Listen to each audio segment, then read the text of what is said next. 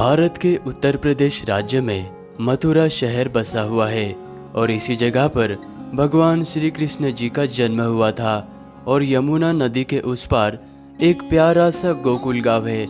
इसी गांव में भगवान श्री कृष्ण जी का बचपन पला बड़ा था।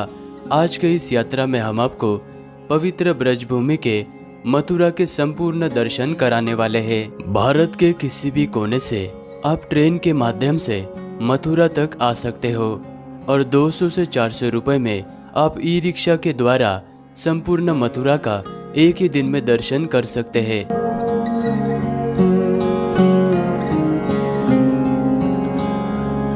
मथुरा में पहुंचते ही अपने होटल रूम में फ्रेश हो जाने के बाद मैं निकल पड़ा श्री कृष्ण जी के जन्मभूमि के दर्शन करने के लिए। मंदिर के भीतर जाने से पहले आपको अपना सामान और मोबाइल यहाँ के लॉकर में रखना होता है और इस बड़े से प्रवेश द्वार से होते हुए आपको अंदर दर्शन करने के लिए जाना होता है। मंदिर के अंदर प्रवेश करते ही आपको ये खूबसूरत सा मंदिर नजर आएगा। इसी जगह पर आज से 5000 वर्ष पहले कंस का कारागार हुआ करता था और इसी कारागार में नन्हे से बाल कृष्ण जी का जन्म हुआ था। और वर्तमान में आप ये जो मंदिर देख रहे हो, इस मंदिर का निर्माण 1618 में राजा वीर सिंह बुंदेला के द्वारा निर्माण करवाया गया था। मंदिर में दर्शन करने के लिए आपको आधे घंटे का समय लग सकता है और दर्शन हो जाने के बाद यहाँ के मीठे मीठे पेड़े का प्रसाद जरूर लेना। जन्मभूमि मंदिर में आप सुबह 6:30 बजे से लेकर रात के 9 बजे तक दर्शन कर सकते हो और यहाँ पर आप 10-20 रुपए देकर अपना सभी सामान लॉकर में रख सकते हो। जन्मभूमि मंदिर से मात्र 1 मिनट के दूरी पर आपको ये प्राचीन पोतरा कुंड नजर आएगा। इसी कुंड में देवकी मैया ने नन्हे से बालकृष्ण जी के वस्त्र सबसे पहली बार धोए थे और इस कुंड के महत्व को देखते हुए बाद में इस कुंड का निर्माण अलग अलग राजा के द्वारा करवाया गया था।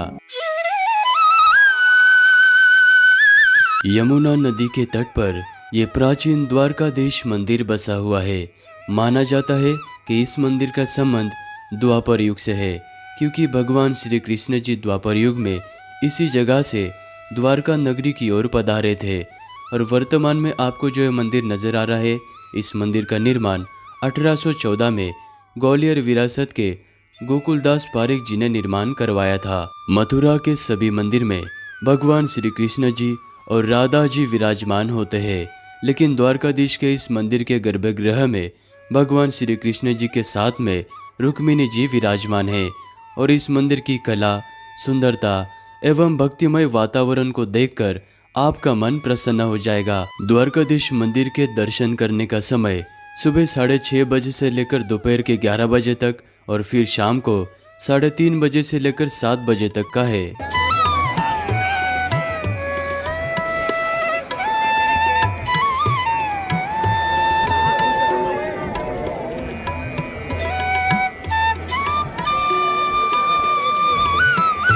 द्वारकाधीश मंदिर में दर्शन करने के बाद मंदिर के बिल्कुल पास में ही आपको ये मथुरा के सबसे प्रसिद्ध और सबसे पुराने रूपा कचौरी वाले नजर आएंगे।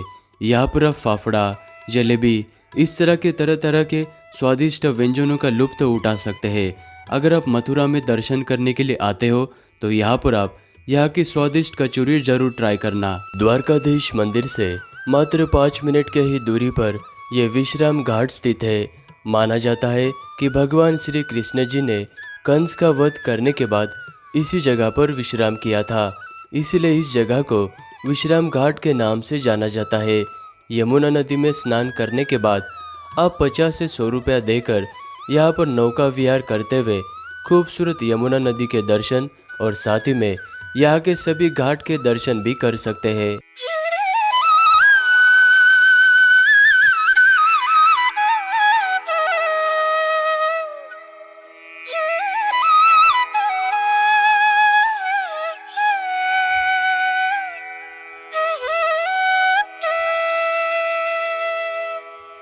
और शाम के 6 बजे के बाद इसी विश्राम घाट पर यमुना नदी की आरती होती है, तो आप आरती में जरूर शामिल होना।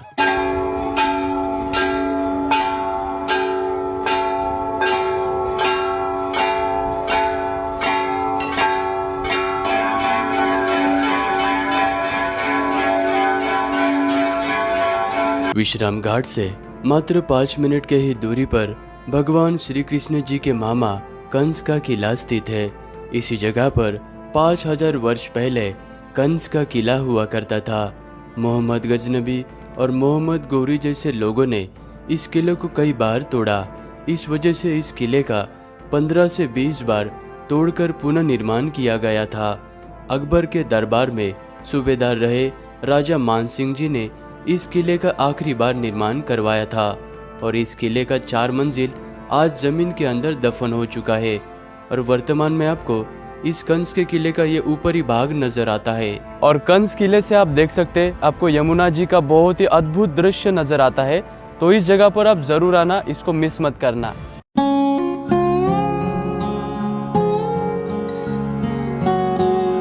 प्रकृति के शांत वातावरण में और मथुरा से वृंदावन की तरफ जाने वाले रोड के किनारे पर ये खूबसूरत सा बिरला मंदिर स्थित है।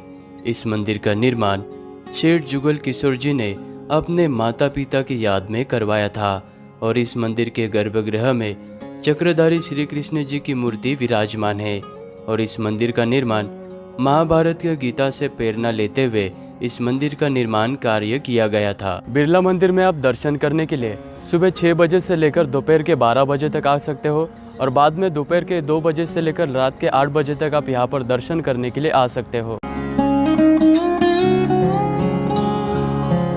अभी हम श्री कृष्ण जी के जन्मभूमि से 4.5 किलोमीटर के दूरी पर स्थित इस खूबसूरत जय गुरुदेव जी के मंदिर के पास में आ चुके हैं और यह मंदिर भक्तों के लिए सुबह 7 बजे से लेकर रात को 10 बजे तक यहाँ पर दर्शन के लिए खुला रहता है। मथुरा का सबसे खूबसूरत मंदिर होने के कारण इसे मथुरा का ताजमहल भी कहा जाता है क्योंकि इस मंदिर को संगमरमर के पत्थरों से बनाया गया है और इसकी ऊंचाई 160 फीट है। मथुरा की यात्रा में आप यहाँ पर भी आकर दर्शन जरूर करना। संपूर्ण ब्रजभूमि की रक्षा करने के लिए यहाँ पर भगवान शिव जी 4 स्वरूप में विराजमान है। उन्हीं में से एक है भूतेश्वर महादेव जी। अगर आप मथुरा की यात्रा में भूतेश्वर जी का दर्शन नहीं करते हो तो आपकी मथुरा की यात्रा अधूरी मानी जाती है और इसी जगह पर 51 शक्तिपीठों में से 11वां शक्तिपीठ यहीं पर है।